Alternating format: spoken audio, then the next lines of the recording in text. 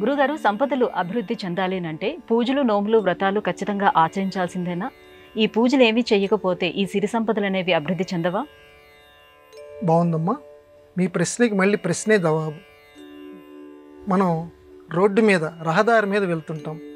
రహదారి మీద వెళ్తుంటే నియమ నిబంధనలు లేకుండా మీరు నేను లేకపోతే ఆ జనాలందరూ పాటిస్తున్నాం అనుకోండి, వారు గమ్యస్థానం చేరుకోలేరు, మనం కూడా గమ్యస్థానం చేరుకోలేము. కాబట్టి రోడ్డు మీద మనం నడిచేటప్పుడు కొన్ని నియమ నిబంధనలు ఏర్పరిచారు. ఇప్పుడు దానిలోంచే వస్తాను జవాబు.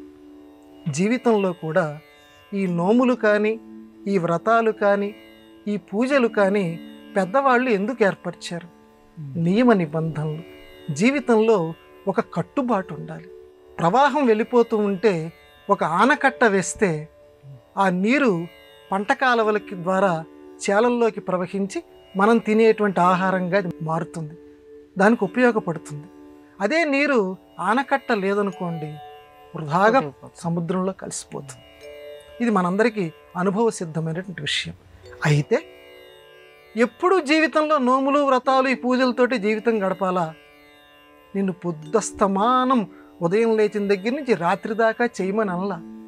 ఉద్యమేన హి సిద్ధ్యంతి కార్యాణి, పెద్దవాళ్ళు చెప్పినటువంటి మాట. సమన్వయం చేసుకోవాలండి. జీవితం ఎప్పుడూ కూడా సమన్వయంతో ఉంటుంది.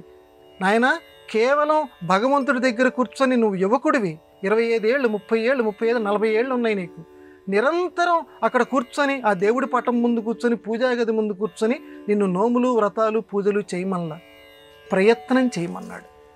కేవలం దేవుడికి దండం పెట్టినంత మాత్రాన్ని నేను ఇన్ని పూజలు చేశాను, నేను ఇన్ని నోములు చేశాను, మా ఆవిడ ఇన్ని వ్రతాలు చేసింది, మేము అనుకున్నవి ఏమీ నెరవేరలేదు అని దైవదూషణ కూర్చోకు. అవి చేస్తుండు వాటితో పాటు ఇంకో మాట చెప్పాడు వివేకానంద స్వామి. అందుకే ఆయన సాహిత్య సర్వ సంపుటాలు ఉన్నాయమ్మా, అందులో ఈయన చక్కటి సమన్వయం చెప్పాడు. నాయన, ఏం చేస్తావంటే ఉద్యమం అంటే ప్రయత్నం. ఇక్కడ పురుష సింహం ఉపైతి లక్ష్మీహి అంటాడు. ఉద్యమేన అంటే నువ్వు ప్రయత్నం చేస్తేనే నీకు సంపద సమకూరుతుంది. కాబట్టి నోములు అనేటువంటిది ఏంటంటే నీకు ఒక దారి చూపిస్తుంది, కానీ దారిలో నడవలసినటువంటి వాడివి నువ్వు. ఆ సమన్వయాన్ని మాత్రం మనం గట్టిగా పట్టుకోవాలి.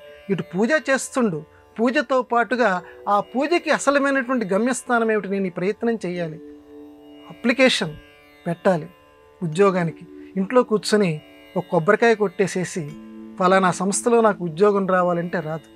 అప్లికేషన్ పెట్టాలి, ఇంటర్వ్యూకి వెళ్ళాలి. దానికి సంబంధించినటువంటి నీ ప్రయత్నం నువ్వు చెయ్యాలంటే దానికి సంబంధించినటువంటి పరిజ్ఞానం నువ్వు సంపాదించు. కాబట్టి లౌకిక ప్రయత్నం నువ్వు చేస్తే, భీష్మ పర్వంలో చెప్తాడు, మహాభారతంలో భీష్మ పర్వంలో ఏం చెప్తాడంటే, కేవలం వాన కురిస్తే పంట పండదు, కేవలం రైతు పొలంలో కష్టపడితే పంట పండదు, రెండు సమన్వయం కుదరాలి.